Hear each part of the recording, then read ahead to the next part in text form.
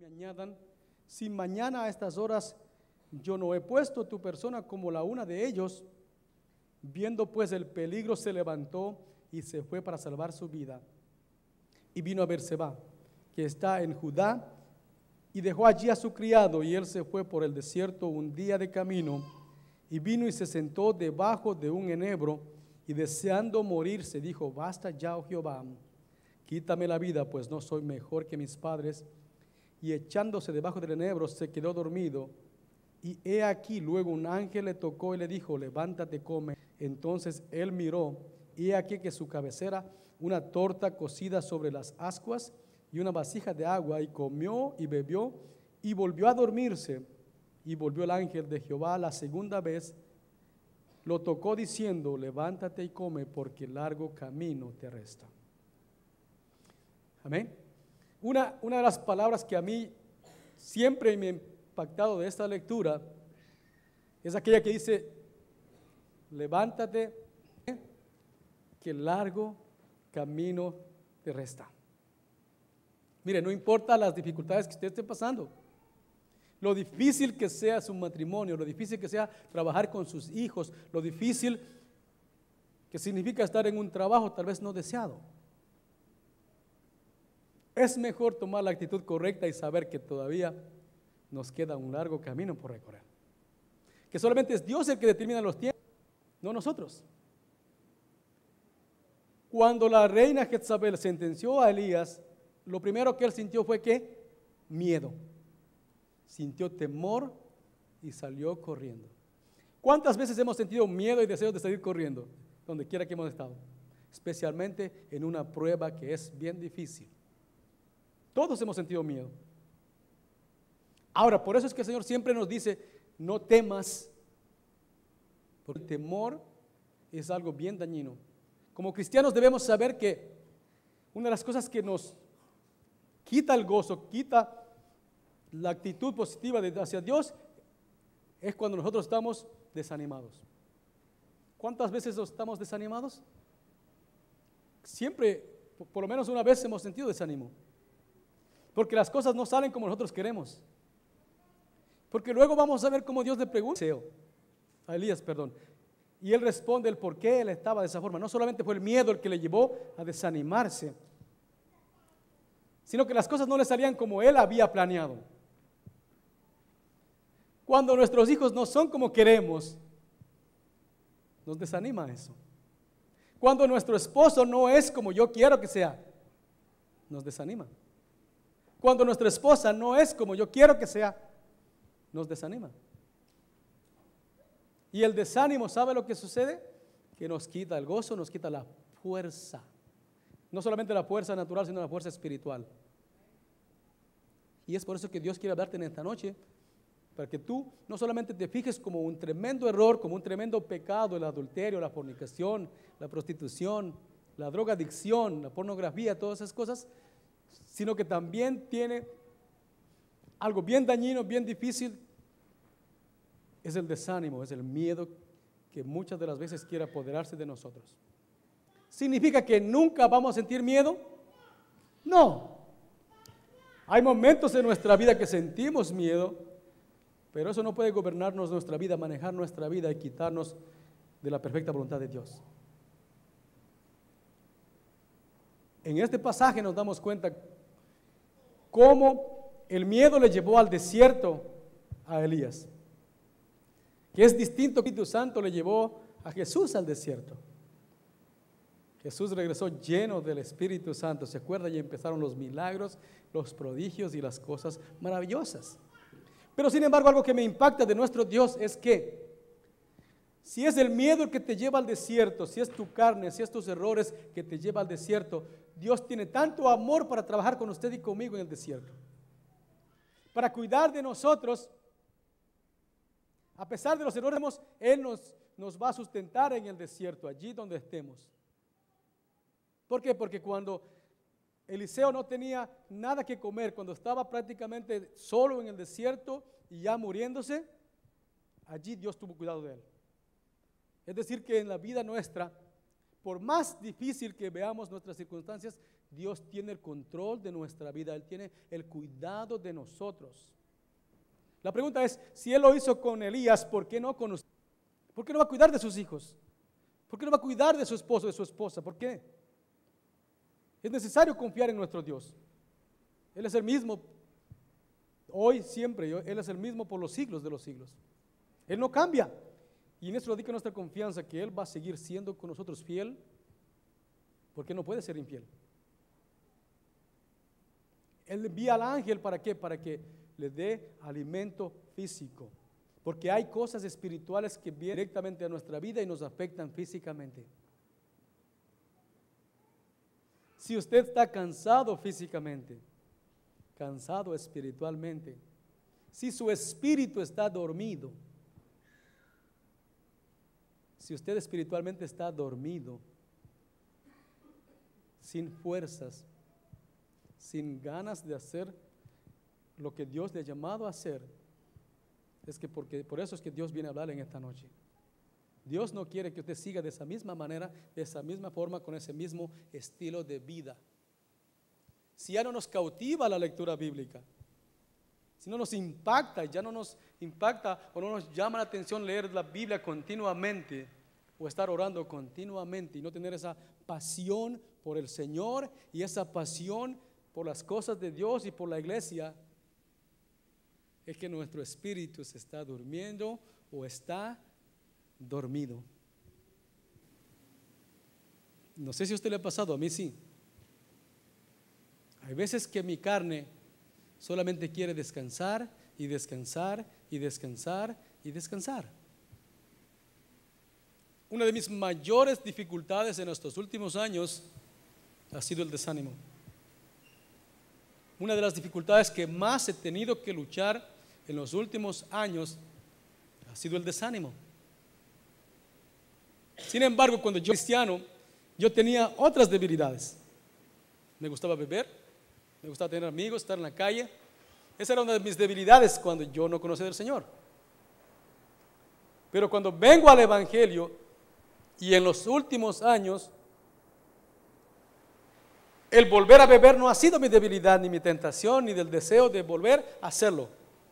No me he sentido con el deseo de volver atrás, con el deseo de salirme de las cosas de Dios, con el deseo de alejarme de Dios, que eso me llevaría a dejarme gobernar del temor y del miedo y que gobierne y controle mi vida. Algo que el Señor me ha enseñado es lo siguiente: o bien con la ayuda de Dios yo venzo el miedo y el temor, o soy vencido. No hay otra cosa que yo conozca. O bien venzo o soy vencido. En su vida espiritual, no dejes que tu lámpara se apague. Ha pasado casi un año y la reflexión es que en este año, en el último año, en los 2 últimos años, 3 últimos años, ¿cómo ha sido mi vida espiritual? ¿He crecido? ¿He ascendido o he descendido? Estoy peleando la buena batalla de la fe, abajo, como si lo hiciéramos para el Señor Jesucristo, ¿cierto o no? Lo dice las Escrituras. Nuestro trabajo debe hablar por nosotros que somos lo que decimos que somos cristianos, que somos luz en medio de las tinieblas. Yo siempre manifiesto esto: como cristianos, nosotros tenemos una ventaja única, que las personas, aunque yo conozco personas que no son cristianas y pueden ser también muy honrados, muy amables, pero ya nunca deberían despedirle de un trabajo por ser ladrón. Nunca. Claro, somos cristianos. A otras personas pueden despedirles porque caen en la tentación de tomarse algo que no es de ellos, o que a veces se caen a golpes unos con otros. Nosotros no. Eso es ser cristiano. Ser amables, eso es ser cristiano en el trabajo. Ser agradecido con Dios en el trabajo donde Dios le ponga. El desanimarme, el desánimo me ayuda. El quejarme de mi trabajo me ayuda. no me ayuda para nada.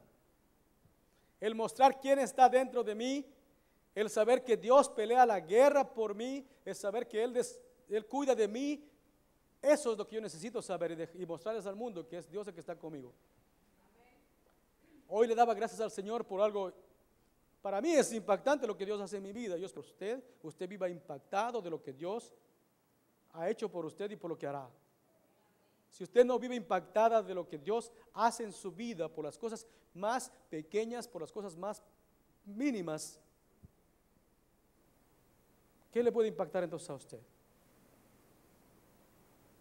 Yo recuerdo en mi trabajo había un americano que un día él fue a quejarse en la oficina diciendo que yo había estado durmiendo en mi trabajo. Yo no estaba durmiendo. ¿Verdad? Creen que para Dios todo es posible. Cuando pasó el tiempo, ahora mire, ahora nos llevamos así. Obviamente, somos buenos compañeros de trabajo. Pero así es como Dios hace las cosas. Nosotros debemos ser luz en medio de las tinieblas, dejar que Dios brille a través de nosotros. Eso se trata. Esto no se trata ni de usted ni de mí. Esto se trata de que Dios... Elías estaba en una situación completamente difícil. Estaba completamente lleno de miedo. Había caminado a un día. Me imagino que entonces apenas amaneció, caminó y caminó y caminó y caminó hasta que se acabó el día. ¿Usted se ha puesto a imaginar en el desierto el calor que debe ser? Por eso es que de día era la nube, que debe ser en la noche en el desierto. Y allí estaba Dios. ¿Cuántas veces usted se ha sentido que Dios no está con usted, que usted está sola, que usted está abandonado del Señor? Aunque nosotros pensemos y sentamos que Dios no está con nosotros, Él sí está con nosotros. Es que Dios no es hombre, Él no miente. Nosotros podemos cambiar, podemos transformarnos, prometer ahora una cosa. Yo siempre pienso en esto, los padres cuántas veces le prometemos, oh mira, yo voy a estar allí. Pensaba en el hermano que se murió hace pocos días. Seguramente él le dijo a sus hijos, mira, yo te prometo que voy a estar contigo hasta cuando, Martita, cuando tú crezcas, y yo voy a verte crecer, y yo voy a verte estas cosas, yo voy a estar contigo. Es una promesa de un hombre. Y ya no está más con nosotros. Un excelente hermano. Así es el hombre. Pero en cambio, cuando Dios, Él sí cumple. ¿Por qué debemos tener miedo si Dios está con nosotros? ¿Por qué debemos temer? No hay razón para temer, no hay razón. Cuando usted piensa en la bondad de Dios, en el amor de Dios, mire, y cuán bueno es el Señor, cuán fiel es Dios, no cabe en nuestra mente un pensamiento contrario al pensamiento de Cristo, contrario a la palabra de Dios. Porque de lo contrario, entonces debemos tener bases sólidas, eso lo decimos siempre, bases, fundamentos como cristianos. El saber que Dios es fiel, el saber que Dios me ama, el saber que Él jamás me va a dejar, jamás me va a abandonar. Esas son cosas básicas que nada ni nadie lo puede cambiar, ni las circunstancias, ni las dificultades, ni el dolor, ni los problemas pueden quitarnos aquello que debe estar prendido dentro de nuestra vida, gobernando nuestra vida. Pero si es necesario, a la altura del varón perfecto. Yo no le ayudo a usted pidiéndole que Dios le quite las pruebas. No le hago un bien. Eso no es amor. No, es que Dios le dé la fortaleza y pueda pasar las pruebas que Dios tiene para usted. Usted se ha puesto a pensar en que para que José llegue a ser gobernador de Egipto, un buen gobernador de Egipto, primero era necesario que sea esclavo. No hubiese sido necesario, Dios no le hubiese pasado ese proceso. También era necesario que estuviera en la cárcel, allí, en la cárcel. A veces nosotros nos parecemos más buenos que Dios y mejores que Dios cuando decimos, wow, a mí yo no hubiese, ay, pobrecito de José, hubiese sido mejor que no pase la cárcel, o mejor que no sea esclavo. Es decir, que su pensamiento es mejor que el de Dios. Y su sabiduría llamado a ser hombres y mujeres valientes y esforzados. Dios está llamando a ser soldados de Jesucristo y no una escuela de nenas o de nenes espirituales. Dios quiere que crezcamos espiritualmente. Una de las cosas que yo continuamente hablo con los padres, con los papás, cuando yo escucho, wow, mi hija está creciendo y no me gustaría que crezca, que se quede en el tamaño que está, me gustaría. Usted dice eso porque no sabe lo que habla. Yo quisiera que mi hijo, en vez de tener una mente de niño, tenga de 28 años y las cosas que yo las he pasado no las estuviera pasando. ¿Cierto o no? Por favor, deje que los niños sean niños, pero cuando sean adultos, sean adultos. Entonces también Dios no quiere que usted sea un niño espiritual toda su vida, todos los días de su vida. Dios quiere que crezcamos espiritualmente, porque solamente a los hombres maduros espiritualmente Dios da armas poderosas.